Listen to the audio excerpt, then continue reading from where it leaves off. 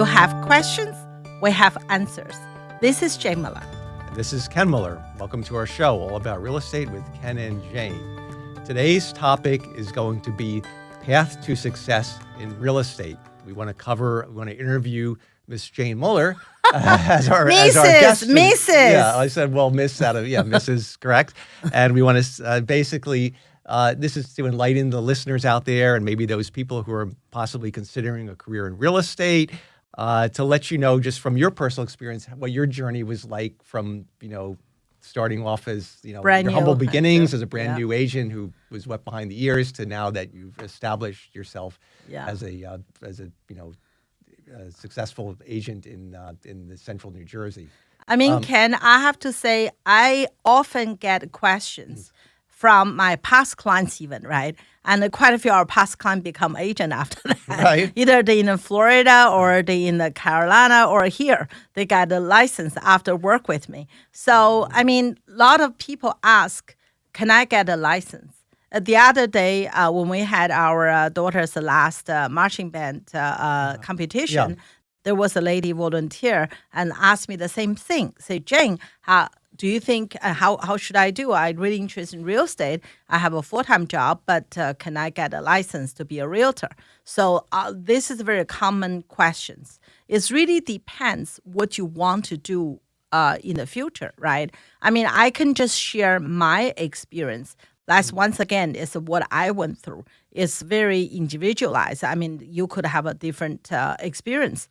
But for me, 15 years ago, and our daughter was only 2.5, right? 3 that time. Right. So this was back in like 2009. 2009. That's when you started. So at that time, my previous job involving a lot of traveling. Always travel, always out of state. So I really want to be with our daughter. So I want to be more local. So at that time, I always have a huge interest in real estate. So I figured why not get a license to be agent and can take care of family at the same time, more flexible time, right?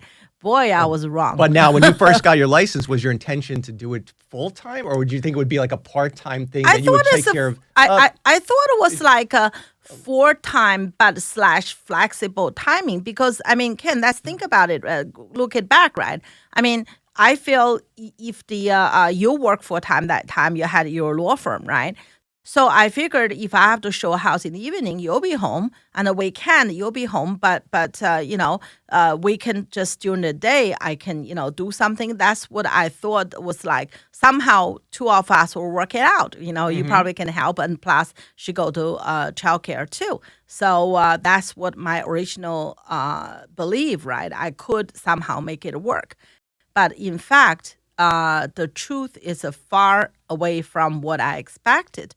I think there's a 2 reasons. One reason is myself. I'm the person I can't do halfway. I have to give it all. I'm very competitive. I'm very proud of what I do. So I have to learn a lot. Being a real estate agent, there's a lot of things to learn. I remembered everything about the window guard and all the paper, all the houses. You have to learn a lot. That takes a lot of time. And how did you go about, sorry to interrupt you, but just so we ask some questions about it, how did you go about learning the things that you needed to learn? Was it through on-the-job training? Was it through your broker training? Or was it a combination of what you read, what you learned on the job by trial and error, and also from going through training classes? Mm-hmm. That's a good question, Ken. And how I did was, first of all, I was very lucky. I start in one real estate agent, have a lot of seasoned agents there. They are lovely. They help me to hold my hand. I had my first mentor. And she is a fantastic, she almost hold my hand. And Cindy Bloomberg, if you're listening, Cindy, I'm your grasshopper. Well, she can check it out on YouTube. That's right. I think she's in Florida now, but maybe you never know. I don't think we broadcast quite that far, but at least she can get it. I can cut this part and send her. I really owe her big time. And Cindy Bloomberg, she trained me very well. And on the what I have to do and all the basic knowledge, and that was very helpful. And then I had quite a few other agents like Dorothy Ballas and then Verona and Barbara Prevail and so many agents, right? I can't name everybody here, but they were fantastic. They trained me, helped me. Any question, I used to be asked me, how do I learn, right? If I have a question, I may ask 2-3 very seasoned agent. Most of the time, they give me different answers. So, and then you have a different answer, so I have to, quickly figure it out, right? But you ask them why they give you this answer, so you'll learn very quickly on the job. I still remember I had a very seasoned agent, Louisa Orlando, right? She's a very nice lady. First time I was selling a house, they have a termite. When I heard termite, my face turned color. So, oh my God, what am I gonna do? The house gonna be you come down. perceive that the house is falling apart, but now, but after you're being in the industry for 10 years or more, you realize that 15. termites is such a common thing, and it's just it might be a little area in the garage or a piece of wood. It doesn't mean the house is crumbling. Just like when you hear a mold, it doesn't mean that the house is the whole house is infested. It might be limited to one area. That's right. Most of the time, termites and mold and anything you deal with in the home is treatable. Yeah, she gave me a good the lecture about that, and also through the inspection, right? I mean, sometimes you have a 2-3 company give a quote. I always make sure I might decide to ask question to learn. So that's how I started with a lot of good agent and read a lot of things. Say, for example, the first time I do a listing, I don't know what to write. I print it out like. I go through the MLIs first. I chose maybe 50. I think well written. The listings. Oh, for the remarks. Yeah, for the remarks and everything. Every field I studied them. So I learned that way. I'm not a fast learner. I learned the slow way. Sure. So after that, I understand. And the most important thing for me that time is to see as many homes as possible. So my first few years, I see so many. I have at least 5 to 8 appointments each day. So at that time, I remember I worked like 12 to 15 hours each day. It's like, every single day I came home like 1-2 o'clock because I need the policy, the procedure. That time, not everything online, right? You have to read in the book there. So you read the form, you try to understand, you get home 1 or 2 o'clock because your client asks question, you have to do homework, sorry, you have to research. So, and then I go home 1 or 2 and get up 6 and then go back to office again. Well, they said to be an expert in anything, I think it's a 10,000 hour rule. So that in effect, you did that by pursuing all the time, investing all the time, and studying the market and viewing all the homes. So you become an expert in the area of Central Jersey because you know the market inside and out from having gone through and it's seen thousands and thousands of homes and in all different markets. So you kind of know. You can kind of off the top of your head, Guts feeling when you see a home where you go on a listing, you kind of know. You have a pretty good idea down to 90-95% when you see the home what the price point is, the value is. Yeah. So that's why a lot of work to be done up front. That's once again, some agent can do it part time, but they may sell 5 houses a year. But if you really want to get into the business very deep. To understand, to do the 10,000 an hour, which is I did in very short period of time. So obviously, it's a lot of work to put it in there. And what would you say? I know it's it's probably almost impossible to quantify, but when you were a new agent for the first from 2009 through even the first 3, 4, 5 years, the hours of work that you put in a week, you probably lost count. I tell you, 15 to at least about at the beginning, I think it's almost 15. Like 15 plus, so a day, I mean, that's really, even now after 15 years in the business and a top agent in Central Jersey. 7 days a week. I still do 7 days, maybe 10 to 12 hours a day still.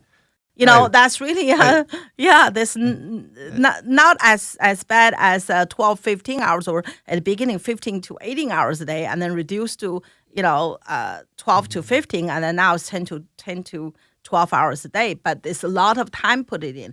If an agent thinking you are very successful, you can sit there enjoying your fruit of labor, think again. Because you have to move forward with the market. You have to move forward to learn new skills, new policy, new rules, and keep update with all the home available. Until today, 15 years, right? I still see as many homes as I can on the market. So sometime on the weekend, I showed up and open houses, other people open houses, or I just, view the house, have a broker open, whatnot. I'm always there. Why? Because you have to be there to understand the market.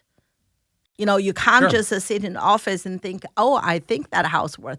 You really have to be on the ground and every single day. But it's not that bad. I enjoy what I do. That's the thing. You enjoy it, so it's not like work or labor. No. It's considered it's fun and it's part of your it's just part of my enrichment life. and you enjoy it. Yeah, And think so about it. it's- If you go out with a friend, go to the shopping or go for a drink or something. For me, it's no difference. I have the open house. I talk to different people, help them out. It's really, for me, it's very enjoying. Yeah, enjoying it's part of your talking to people. socialization because you get to meet all the new buyers. You get to feel the trends, what Even they're a lot looking, of where old they're buyers, they coming, come back, say where they're hi. coming from. You get to feel you get a good flavor for the market. The trend. If you're meeting people from New York, from Brooklyn, Staten From Island, everywhere. everywhere, right? And then I So- talk to all the agent when I ask the feedback and ask them, what do you think about our house? What other house they've been seeing? What's going on? So that's for me. It's just like part of my life. Yeah, That's great. you got to enjoy it to be an agent. You have to be very social.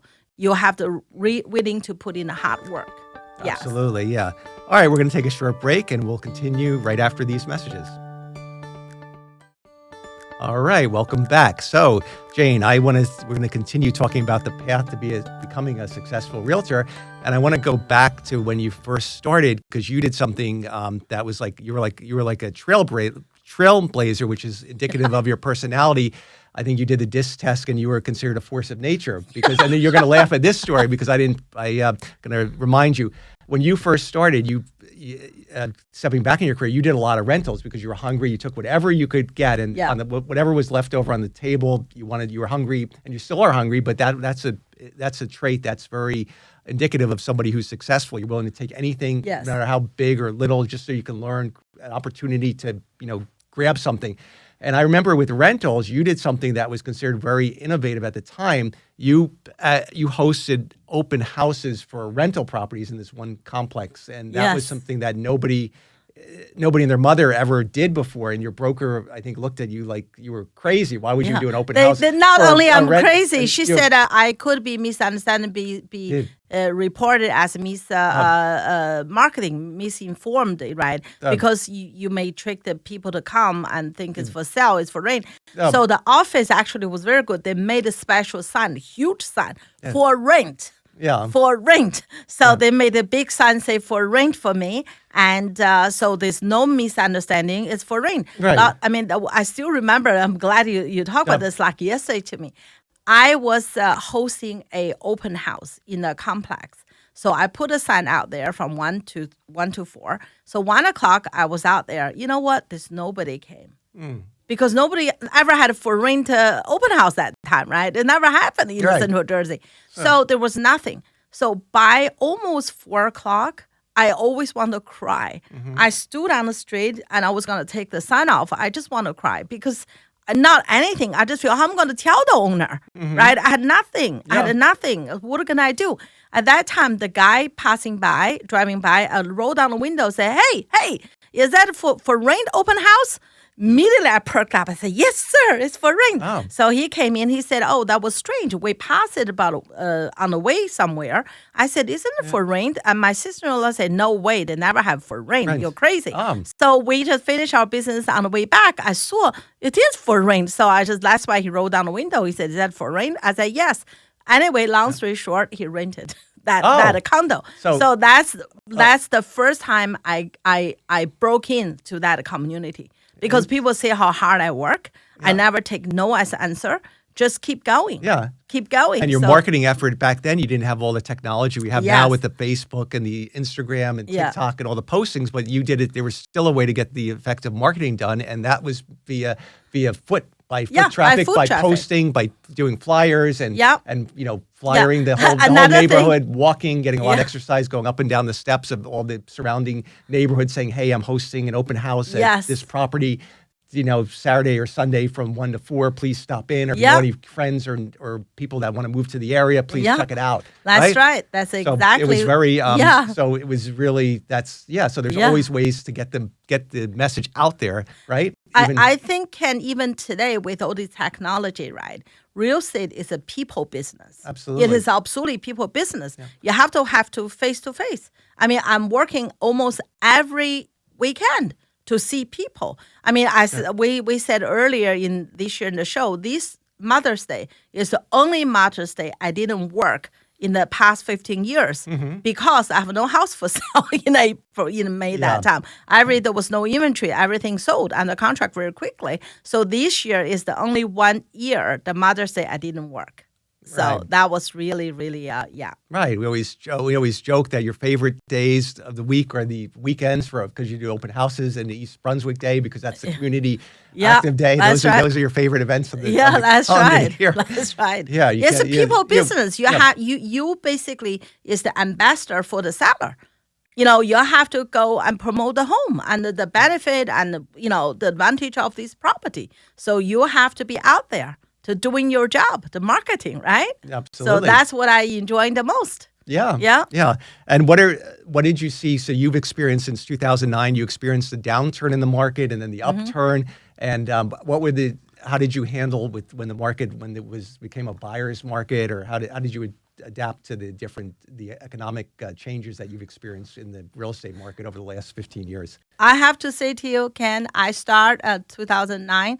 10, 11, 12, everybody remember what happened, right? So I started tough market. So for me, if the market go through the natural cycle, which is going down, in the future, we don't know when, but it's just naturally they're going to go through its own cycle.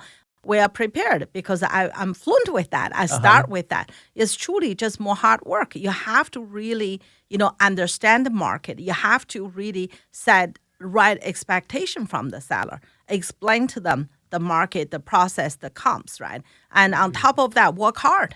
You just have to work. And even in a down market, there's always opportunity because there's buyers, investors that are looking to invest for investments when the market goes down. So you have to there's always opportunity for a real estate agent to be an advisor and a source of knowledge for those people that are looking to invest in something. Absolutely. I mean, when you see a house, right, you have to see I always say, right, the 3 things good about a house, okay? And you have to, as a listing agent, your job is to emphasize the benefit, right?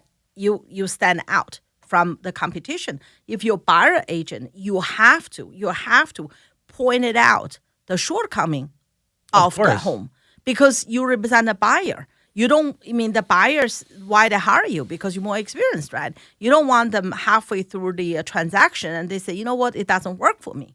And then they waste their time, their money, and effort. And it's just, that's why you'll see when I represent buyers showing a house, I always say, you know what, this HVAC looks old, right? I think, it's still working.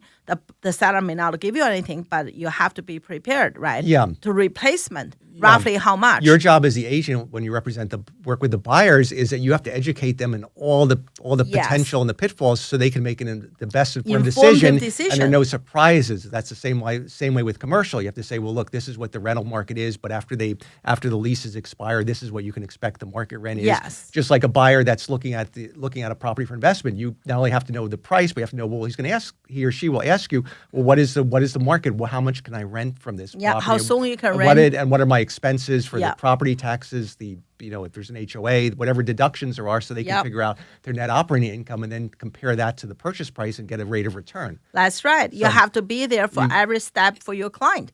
That's a long-term relationship. So far, I'm very grateful. All our clients, support us for the last 15 years. They continue to support us. And because, I believe it's our standard. We always have our client best interest at heart. It doesn't matter what's good for me, not good for me, whatever good for the client is the way to go. So that's why we're always helping the client. So to achieve their goal. If the client thinking is not practical, I have no hesitation to tell them. I said, well, what are you looking for? What are you doing what you're looking for? Actually, it doesn't sync together, right? You And then- have to point out. Right, and that goes also because now you do a lot of listings. So how do you manage if your recommendation with the list price versus what the seller's expectation? If they don't coincide, if the seller has a different expectation of what their home is worth, they might think it's worth over $700,000, and you think, well, really the market based on the current market, it's only worth $650,000. How do you manage the differential between the seller's expectation and what the market price, what your market price would be for a particular home? That's a very good question. If it's so simple, like you said, that's easier. If they think 700, I think 650. That'll be easier to convince the seller. Let's leave 699 and see. For $10 for 7, I'm sure you'll be okay, right? But other time it's not so easy, right? They may bring them up to different price bracket. Right. Say if I think the house worth like 650, they think house worth 750. Right. If it's 100,000, okay, maybe that's a better example. Then it's a tremendous, significant difference. It's my job really to inform them, right? But if they really don't want to agree or they want to try it, I have to make sure is that solid number. If you want to try it, I understand. But after 1 month, as no offer, we have to agree to price reduction. Right. Because that's a market talk to us already. Right. The so market I think, is not ready so for a good list agent will be honest and transparent with the agent, record that, maybe take a note and just say, look, I'm going to do it your way, but let's promise me after 1 month we're going to revisit this and we're going to look at, if it. And at the end of the day, I don't want them to promise me. I just want them to understand the reality. At the end of the day, right, if they decided if it doesn't reach their number, they don't want to sell, that's their choice. But for me, I have to make sure to explain at this market, it's not your house not worth it or worth it. It's this market not ready for what you expect. Back the last few years, right, the market went well above the seller expectations. Right. So, you can't stop buyer to put money in the seller pocket. Sure. But by the same token, when the market is going down, the buyer expectation is anticipated market go further down. So maybe there's a gap between the seller and buyer expectation. Mm-hmm. I think in the real estate, right, managing expectation is very important. But how you going to manage the expectation unless you have a solid, data to show the seller? Sure. You can't just say, oh, I think it's going down, right? Yeah. You have to show them the trend, everything. So that's really the good conversation with the client. But number one thing is be honest with your client. Right. Yeah, I always, tell them what I think. At the end of the day, it's their home. They decide what to do. But sometimes, I either send them email or send them text just confirming our conversation, right? I recommend X, but if you want to do Y, that's fine. I respect your decision. But let's give a hard push on the marketing. If nothing come up, we have to revisit it. Mm-hmm. Because at the end of the day, you hire me for a reason. I used to say, you hire me not because I'm pretty. And you it's smile because you want to get the result. Yeah, that's right. Yeah. So a lot of time, right? That's we right. have to help the seller or buyer to understand. Right. Yeah. How would you say the real estate industry has changed in the 15 years that you've been a realtor in terms of what like maybe the technology would be? Yes. What would come to mind is how it's changed, and has it improved has it facilitated your doing business? I think it's changed a lot, but mainly, right? I think it's harder for the new agent now because when I start, right, I knock on a door. I did a lot of door knocking. I did a lot of put a flyer on people. Can't remember. You tell me don't put a flyer on people's windscreen. They can complain and sue me for that. Now a lot of time you can't do that. Right. You can't call anybody, and if they are on a do not call, you can't just knock on the door. You need a license to do so. Correct. So that's a lot of IT, a lot of. So that's facilitated the process from marketing, but like you said, it goes back to that it still is a people business. So you still can do all the technology is great, use it to your advantage, but don't forget the basics. It's a people business. The open houses are still going on. So the basic ways, the technology of people meeting people and handshaking and person-to-person contact, physically showing the house, that's all still, Oh, the meat and still. potatoes are still there. Exactly. So- I think the most important thing is for any success, right? You have to give back to the community. Yeah. You have to be involved to make your community better any way you can. I mean, doesn't matter how busy our business are. I always attend, the community activities, do Yeah. whatever we can to make the place better. And Sure. that's our agents, job to help the community, because community support us. In return, we should Yeah. give back to the community, do whatever we can to make the place better. Right. And we have in about 30 seconds, what advice would you give to an owner or buyer if they're interviewing a real estate agent? First of all, ask them, the right question. You want to hire someone you can trust. That's number one. Someone you can able to rely on the trust. Secondly, they have to have the skill set. They have to have the same work ethic, right? And that's a combination. But sometimes it's really to do with the personality And too. the connection too. Yeah. So the mindset and the skill set are all Yeah. there, and then the connection. You have to feel the connection, right? Yeah, you have to feel the connection, and you can ask them what they've done. Just make sure it's not what they've done in 10 years, right? Right. You have to ask them last 6 months or a year how many houses you sell, and make sure it's not the whole office. It is the person themselves, because sometimes they can say, "Oh, my office or my group sold X and Y."